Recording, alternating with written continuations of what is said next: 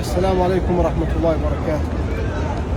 Bura Resulullah sallallahu aleyhi ve sellemin şehridir. Gördüğünüz bu yer Peygamber sallallahu aleyhi ve sellemin mescididir. Hansı ki Resulullah sallallahu aleyhi ve sellem buraya hicret eləyir. Burada yaşayır ve burada da vefat eləyir. Muhammed sallallahu aleyhi ve sellemin qəbri bu gördüğünüz yerdedir. Resulullah sallallahu aleyhi ve sellemin qəbri bu gördüğünüz yerdedir. Ve bu havadan Resulullah sallallahu aleyhi ve sellem nefes almıştır.